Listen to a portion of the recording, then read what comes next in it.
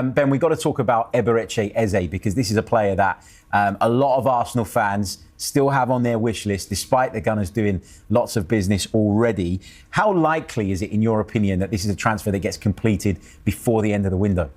Yeah, I think Arsenal have held the talks on the Eze side, and they know that he's keen on the move. They view him more as a number 10, and then you have the option to use Eze or Noni Madueke on that left-hand side. But the feeling is outgoings are going to be as important as just bidding to Crystal Palace. And this is where there's a question mark with both extremes possible over Vieira Martinelli and Leandro Trossard. On the one hand, they've both had outreach to sign a new deal. If the window shuts, you would think that Arsenal will ramp up efforts to tie them down. But with the window open, and even though they've had some positive talks with each player, maybe one of them could depart and it could open up the door. So I think Arsenal have got a big decision to make, because if one of those two leaves, they could pivot for a left-wing specialist.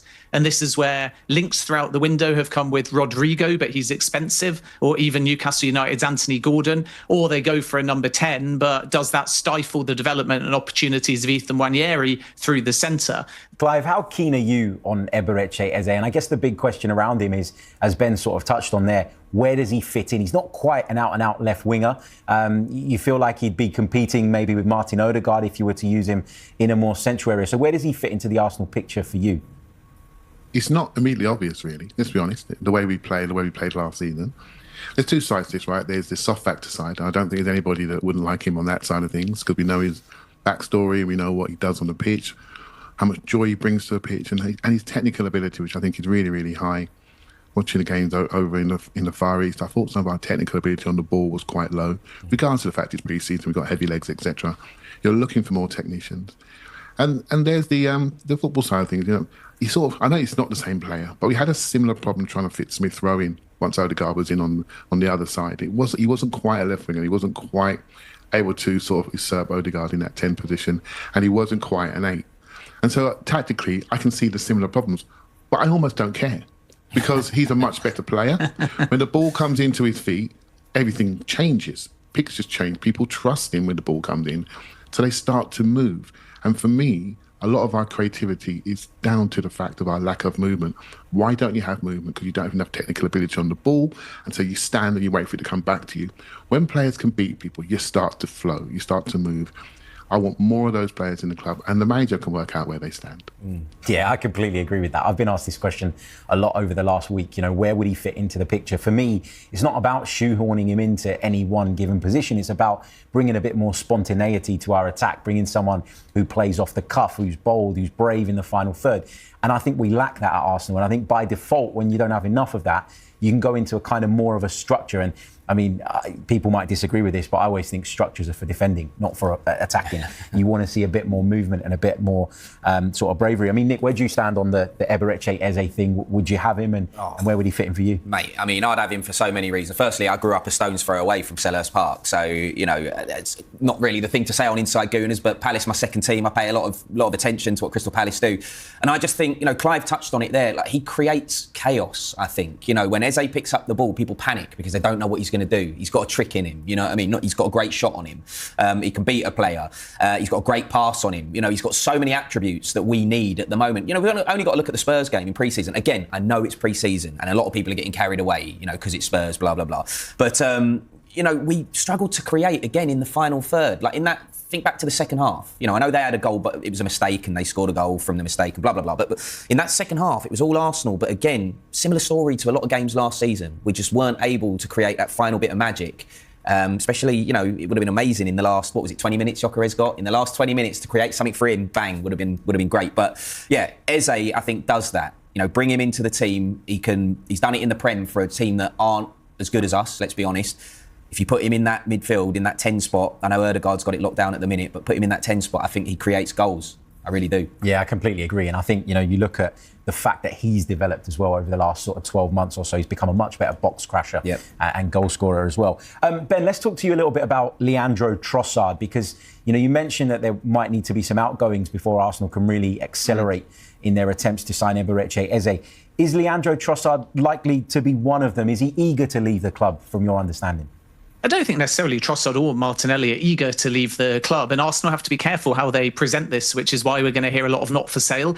Because like I said before, there's both extremes where if the window shuts, there's a fair chance that Martinelli, Trossard, if still at the club, will continue to speak about extending their contracts and thus protecting their value. But at the right kind of offers, Arsenal will entertain business. Al Nassr already made an inquiry about Gabriel Martinelli. They subsequently have signed João Felix, so they're not looking for a left-sided attacker now. But when they asked, the question was Martinelli's not for sale. So people are naturally assuming that it will be Trossard, more likely if one of them is to go, that could depart, especially given his age. But it's a toss-up in the sense that Trossard is valuable as a squad player and willing to stay and understand that if another left-sided attacker comes in, his minutes may diminish. Whereas with Martinelli, they can get a much bigger fee if they choose to sell, but they still feel like he has that high ceiling and potential to play a very important role. And this is what makes the situation fascinating. So I think it'll be a case of if a box office left-sided attacker arrives, whether that's Eze as a 10 or some of the left wingers that I mentioned before, then Martinelli is actually the one you could change your perspective on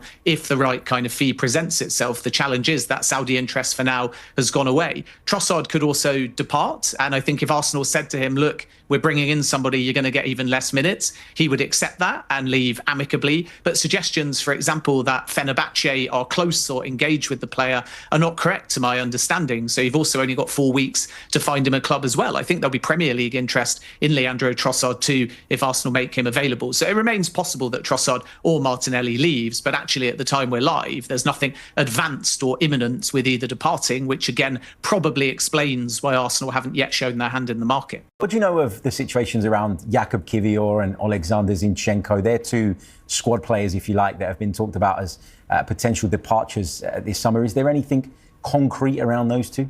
Yeah, very concrete. Jakub Kiwor is subject at the moment of active talks with Porto. They're the front runner as it stands. Alexander Zinchenko is drawing interest from several clubs, including Fulham. Actually, I can tell you that Anthony Robinson is subject of an approach from Saudi Arabia too. And naturally, if he goes, Fulham might step up their interest. But that contact that Fulham had with Zinchenko was actually widely reported back in June. So now we're heading into August and there's no development yet.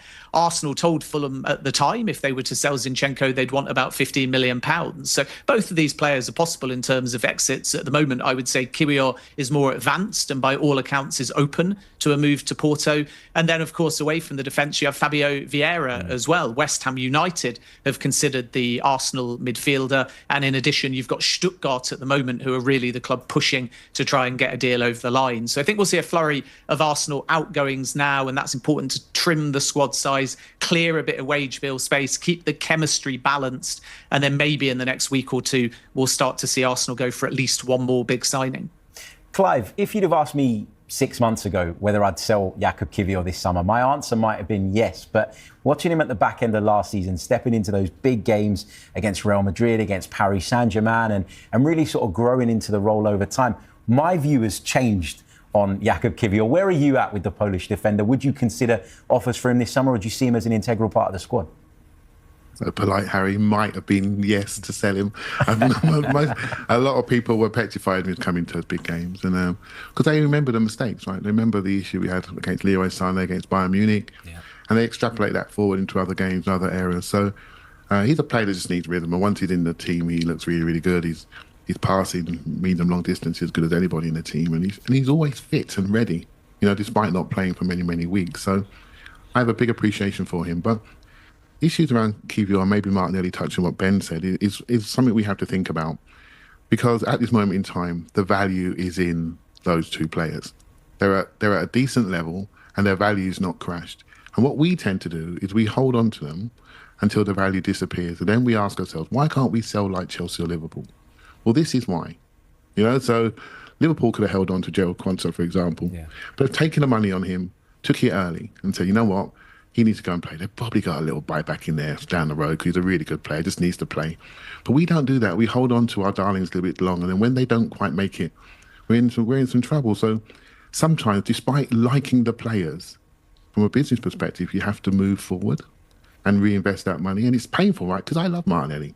The goal that we can see against Spurs when Trossard was slow getting out, was against Newcastle, so when Trossard was slow getting out there, they go down the line and cross it and score.